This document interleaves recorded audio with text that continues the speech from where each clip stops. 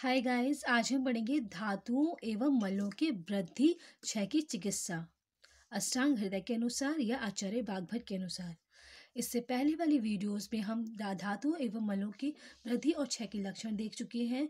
तो अब इस वीडियो में धातुओं एवं मलों के वृद्धि क्षय की चिकित्सा देखेंगे। मतलब धातु और मल, धातु मतलब रस, रक्त, मांस, मेद, अस्थि, मज्जा, शुक्र, ये सात धातु, और मल यानी कि पुरीष, मूत्र, श्वेत, इनकी वृद्धि और क्षय होने पर अगर कोई पेशेंट आता है जिसकी बॉडी में वृद्धि हो रहा है या कोई पेशेंट आता है जिसकी बॉडी में क्षय हो रहा है, तो उसकी हमें ट्रीटमेंट कैसे करनी है, हम उसकी ट्रीटमेंट कैसे करेंगे, तो ये देखेंगे इस वीडियो में हम।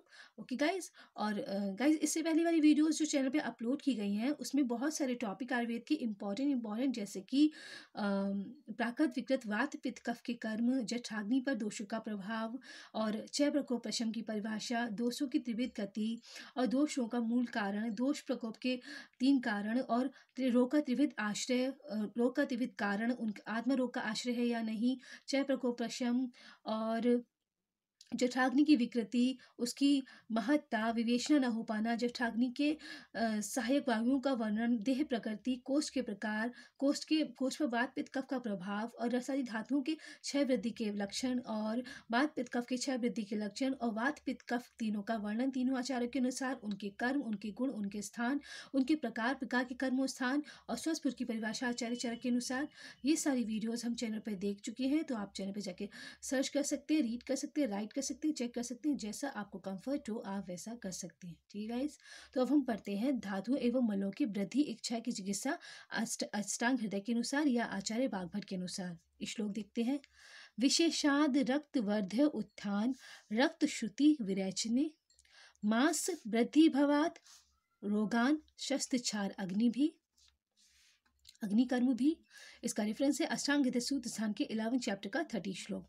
तो विशेषाद रक्त उद्भवान, रक्त वृद्धि उद्भवान, जब रक्त की वृद्धि हो जाती है बॉडी में तो हम क्या करते हैं, रक्त श्रुति मतलब रक्त विश्रावण या रक्त श्रावण, और विरेचन, काय विरेचन करते हैं।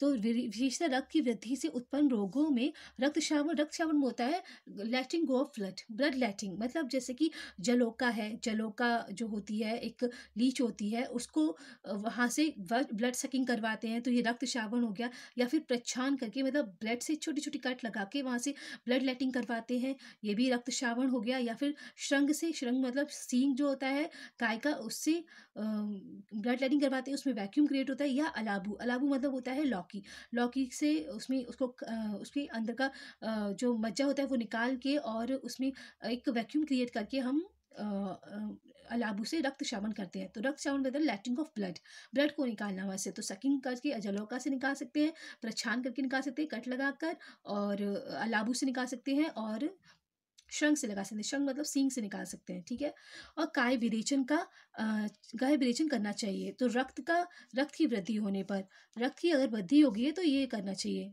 रक्त श्रावण करना चाहिए। और काय विरेचन का मतलब होता है परगेशन मतलब विरेचन मतलब अधोमार्ग से, एनस से फीकल मैटर को निकलवा कर उसमें वेग होते हैं, एक पर्टिकुलर वेग, हीन शुद्धि, मध्य शुद्धि, अवर शुद्धि, तो ये वेग होते हैं। तो इनमें कितनी वेग आए, मतलब कितनी बार उसने यूरिन पास की, मतलब फीकल मैटर पास किया, तो ये होते हैं काय विरेचन। अधोमार्ग से परगेटिव कहते हैं इसको, परगेशन कहते हैं कि उसके कोष्ठ की शुद्धि कराना, जो कोष्ठ है उसकी शुद्धि कराना अधोमार्ग से, तो ये होता है काय विरेचन।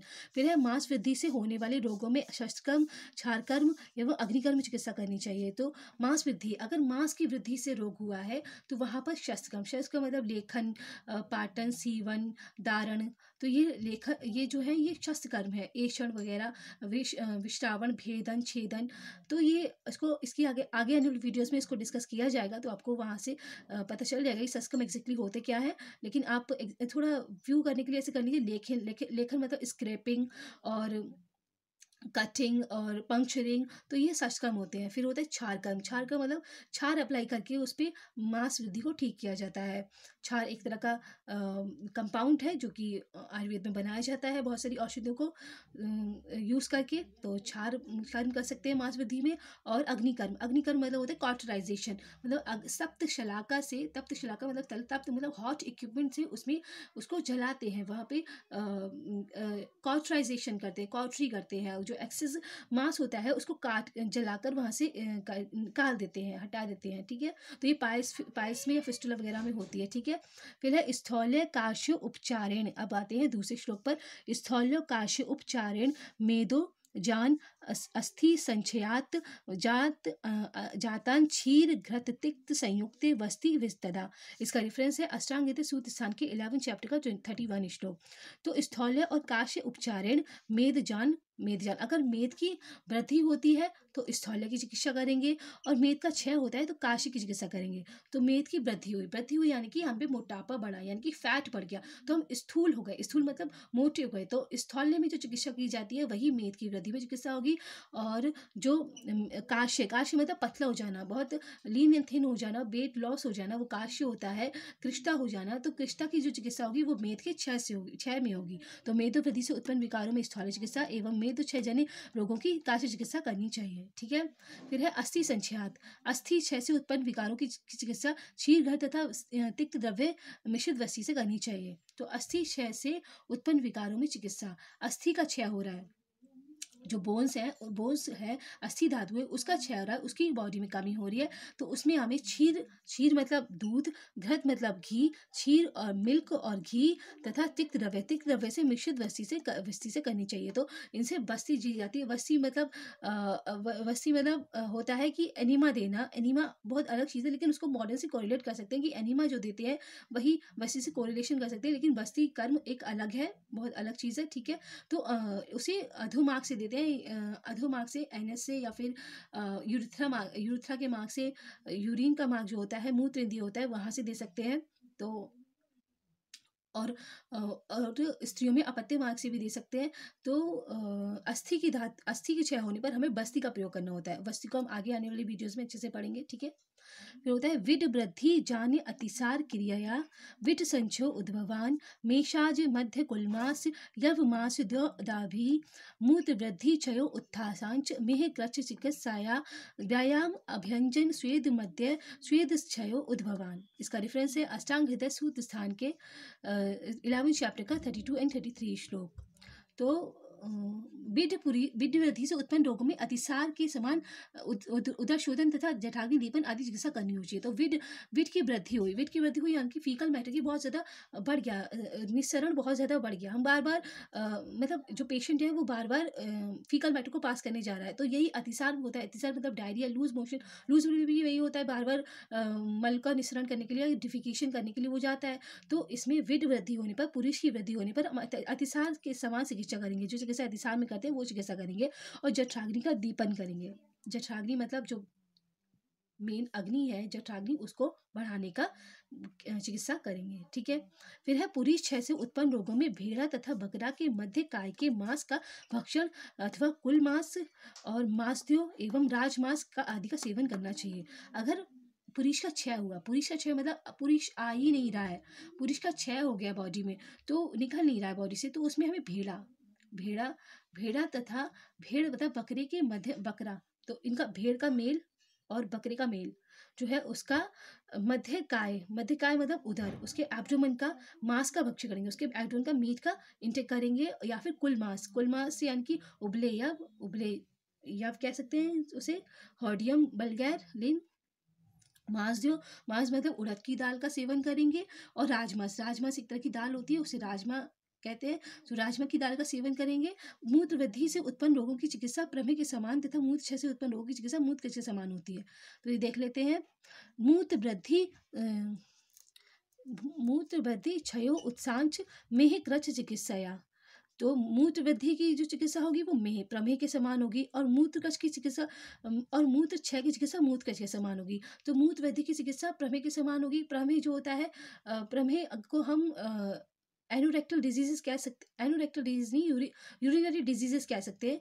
तो प्रमेह में मूत्र का बहुत ज़्यादा त्याग होता है, और बहुत ज़्यादा त्याग होता है मतलब यूरिनेशन बढ़ जाता है। और मूत्र वृद्धि में भी यही है कि यूरिनेशन बढ़ रहा है, तो दोनों का लक्षण जो है समान है, तो दोनों की मूत्र वृद्धि की और प्रमेह की चिकित्सा समान है। मतलब मूत्र वृद्धि में जो चिकित्सा करनी है, जो प्रमेह में चिकित्सा करते हैं वही मूत्र वृद्धि में चिकित्सा करनी है। अब मूत्र क्षय मतलब मूत्र कठिनता से निकल रहा है बाहर या निकल ही नहीं रहा है, तो वो होता है मूत्र कच का कंडीशन। मूत्र कच में जो मूत्र त्याग होता है वो बहुत कठिनता से होता है, यूरिनेशन। तो मूत्र की क्षय में मूत्र की क्षय में मूत्रकच के समान चिकित्सा करेंगे। ठीक है। फिर है व्यायाम अभियंजन स्वेदा क्षय, स्वेद मध्य स्वेद क्षय उद्भवान। अब स्वेद का क्षय हो गया, स्वेद मतलब स्वेट का कमी हो गई, स्वेट निकल नहीं रहा है बॉडी से, तो स्वेट की कमी होने से स्वेद क्षय से उत्पन्न रोगों की चिकित्सा व्यायाम अभ्यंग स्वेदन तथा मद्यपान आदि विधियों से करनी चाहिए। तो स्वेद क्षय में हमें व्यायाम करवाना है, अभ्यंग मसाज करवानी है, स्वेदन फोमेंटेशन यानी कि हॉट एयर से फोमेंटेशन करना है, और मद्यपान आदि चिकित्सा करनी है। मद्यपान मतलब अल्कोहल इंटेक जो शास्त्रों में लिखा हुआ है उस तरीके से करना है, आदि विधियों से करनी चाहिए।